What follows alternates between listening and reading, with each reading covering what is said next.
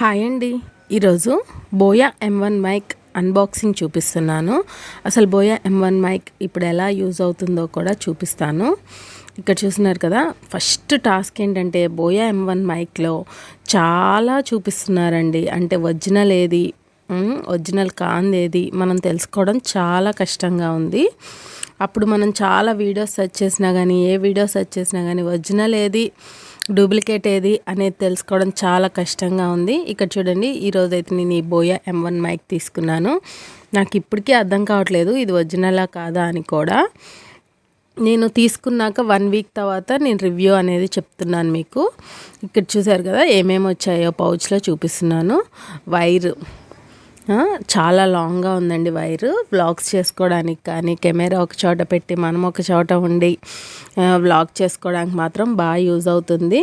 కానీ direct voice ఇవ్వడం కోసం అయితేనే యూజ్ అవుతుంది ఈ M1 మైక్ అనేది. ఎడిటింగ్ మనం సెల్ దగ్గరగా పెట్టుకొనే చేస్తాం కాబట్టి ఇయర్ ఫోన్స్తో పెట్టి ఎలా వాయిస్ ఇస్తామో సేమ్ అంతే వస్తుంది. వాయిస్ ఓవర్ సౌండ్ ఏమీ తేడా లేదు. నాకైతే డైరెక్ట్ సెల్ వాయిస్ ఇచ్చిన ఎంత సౌండ్ వస్తుందో అంతే సౌండ్ వస్తుంది. ఇక్కడ నాకైతే డిఫరెన్స్ ఏం కనిపించలేదు.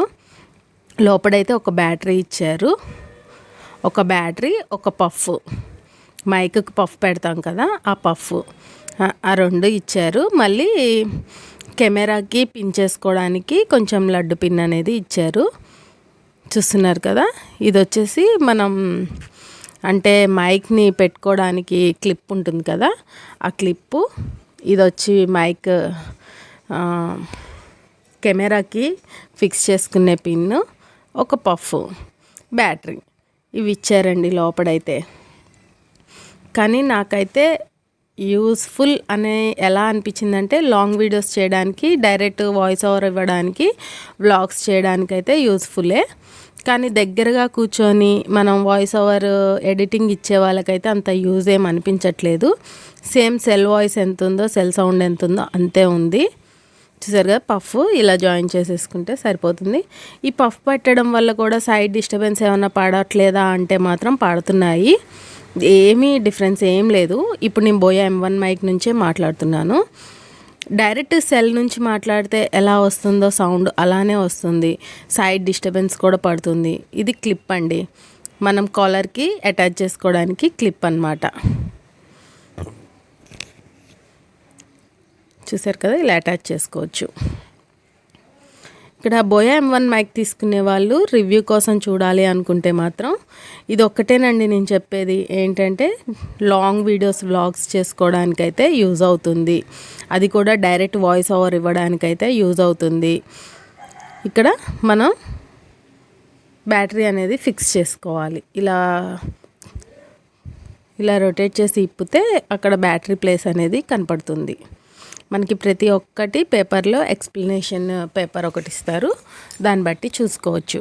ఫస్ట్ ఆఫ్ ఆల్ టాస్క్ ఏంటంటే ఒరిజినల్ ఏదో, ఒరిజినల్ కాందేదో మనం క్లారిఫికేషన్ చేసుకోవాలి. నేనైతే క్రోమ్లోకి వెళ్ళి డైరెక్ట్గా పర్చేస్ చేశాను. అంటే అమెజాన్ లింక్ ఇచ్చాడు ఒరిజినల్ ప్రోడక్ట్ అని. ఎప్పుడు ఫ్లిప్కార్ట్లో ఆర్డర్ చేస్తూ ఉంటాను నేను ఏది కావాలన్నా. కానీ ఫ్లిప్కార్ట్లో నాకు ఒరిజినల్ ఏది, ఒరిజినల్ కాందేది తెలుసుకోవడం చాలా ఇబ్బంది అనిపించింది. నాకు అంత కన్ఫర్మేషన్ ఇవ్వలేదు. అయితే ఇలానే వీడియోస్ చూస్తూ ఉంటుంటే అందరూ ఏదో ఒక లింక్ ఇస్తున్నారు, ఇదే ఒరిజినల్, ఇదే ఒరిజినల్ అని. చాలామంది టెక్ ఛానల్స్ వాళ్ళు లింక్ ఇచ్చారు.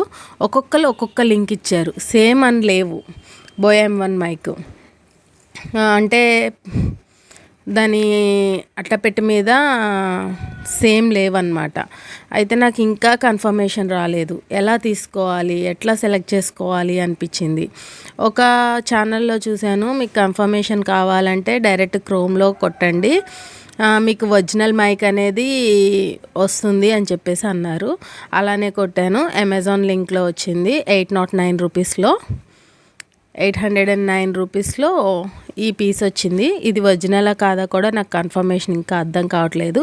మీకు ఎవరన్నా తెలిస్తే ఇది ఒరిజినల్ కాదు ఎలా తెలుసుకోవాలనేది తెలిస్తే కింద కామెంట్లో చెప్పండి, నేను కూడా చెక్ చేసుకుంటాను.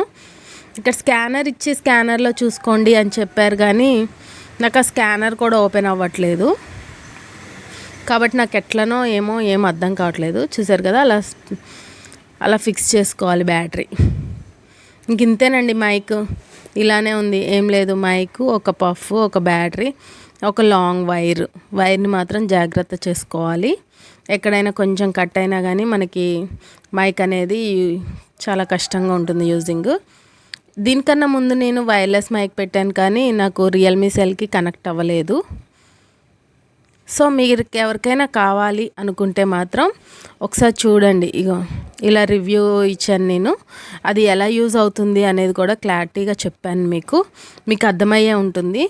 First of all long vlogs చేసుకోవాలంటే అంటే కెమెరా ఒక దగ్గర పెట్టి మనం వాయిస్ ఒక దగ్గర ఇవ్వాలి అనుకునే వాళ్ళు తీసుకోవడం బెస్టే. అప్పుడు వాయిస్ అనేది క్లారిటీగా వినిపిస్తుంది సెల్లో.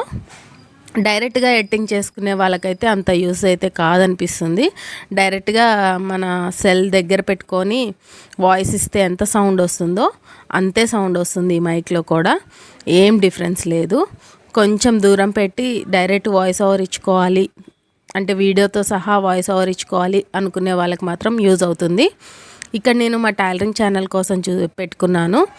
నేను టైలరింగ్ కటింగ్ అనేది కెమెరా కొంచెం లాంగ్లో ఉంటుంది, నేను కింద కూర్చుంటాను, కెమెరా పైన ఉంటుంది కాబట్టి నాకు యూస్ఫుల్ అవుతుంది. సో ఇదండి ఈరోజుటి నా వ్లాగ్. బోయా M1 మైక్ తీసుకోవాలి అనుకునే వాళ్ళు ఈ వ్లాగ్ చూసుకొని తీసుకోండి. Thank you so much friends. మీకు కనుక నా వ్లాగ్ నచ్చుంటే అంటే మీకు యూస్ఫుల్ టిప్ ఇచ్చాను అనుకుంటున్నాను. మీకు యూస్ఫుల్ అయి ఉంటే మాత్రం నాకు ఒక లైక్ ఇవ్వండి. Thank you so much.